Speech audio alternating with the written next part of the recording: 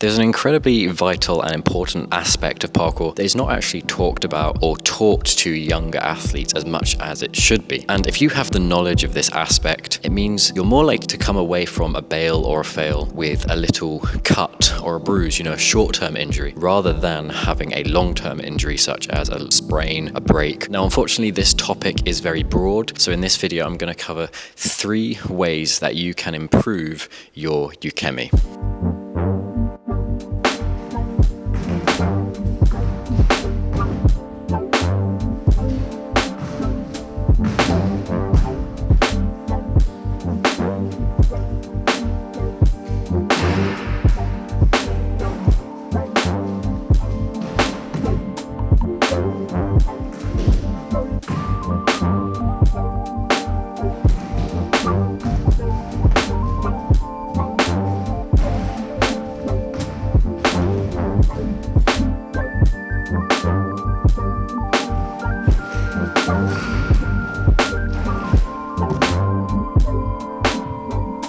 Before we go any further, what actually is Ukemi? Well, freerunners, we've stolen it from martial arts, and it sort of translates to the art of falling, which basically means learning how to fail, how to fall over safely, how not to come away with massive injuries.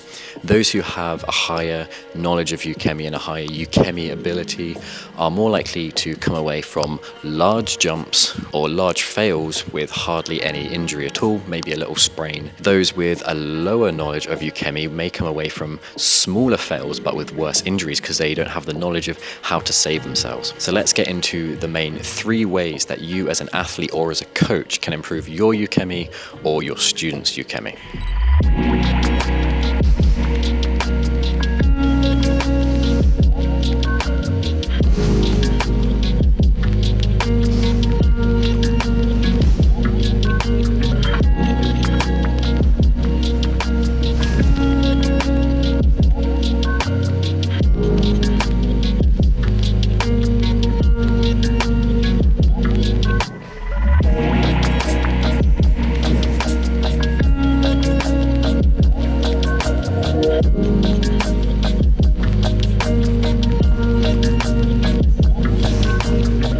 The first method of increasing your Ukemi is what I'm calling trial and error. Now, this is something you can do if you are an athlete who is intermediate or above, or you are a coach. Do not do it if you are a beginner at parkour. Don't do it at all. Basically, what trial and error is you take a move and you think about what could go wrong when doing that move, and then figure out what you would do to save yourself in that scenario. So take a safety vault and think what would happen if my hand slipped? What happens if my foot slips? What happens if I take off too early, if I take off too late? Number of scenarios, chuck as many into a move as possible, and then think, how would you save yourself? And if that works, if that saving method does help you, then teach it to your students if you are a coach. Or if you are just an athlete and not a coach, then keep practicing. Because you never know, one day you may go to do that particular move and something goes wrong. One of the scenarios that you practice actually happens and you were able to save yourself because you had the knowledge of what to do in that scenario. Now, obviously, a scenario that you've made up is completely different to when it's actually happening. Just bear that in mind. It's not going to be step by step exact. However, it's definitely going to help you as you've got more knowledge than you did before of how to save yourself. If you're a coach, don't limit it to one move. Try and do as many moves as possible so you can teach your athletes as many moves with as many scenarios so their Ukemi is much larger. They've got a much larger knowledge of how to save themselves if anything goes wrong.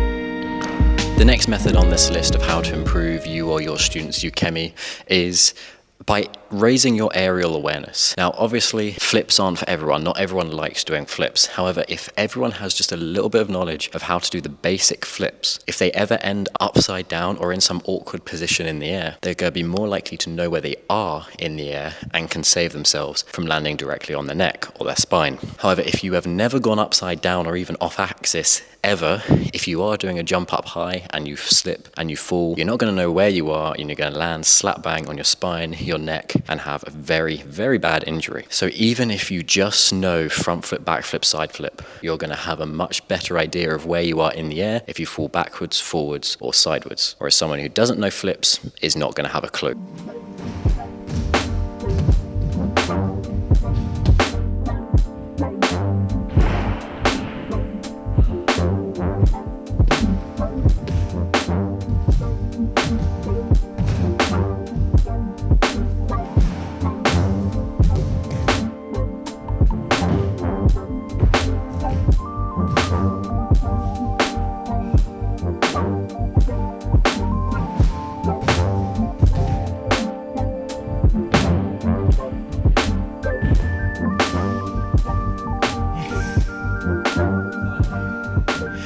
Third and final method on this list of how to increase you or your students' Ukemi is by watch and learn.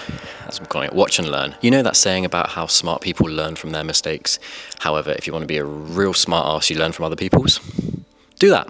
Learn from other people's mistakes, whether it's on YouTube, whether it's on Instagram, whether it's watching people in real life. Watch people's fails, either their bad fails where they've actually failed, or their Ukemi, like their really good fails where they've managed to save themselves. When you watch their bad fails, think about what would you have done in that scenario? How could you have saved yourself? And then if you're watching their successful Ukemi, think how can you learn that? How can you get to the stage where you were able to save yourself like that? There are plenty of videos online of the best fails, best bails, worst bails, all sorts of things, so it doesn't take long to find any. Then you can combine that with the trial and error almost, and if you think, well, I want to be able to do what he did, or I want to be able to save myself unlike they did, and then put it into practice. Put yourself in scenarios in their shoes, but safely obviously, and see if you are able to save yourself.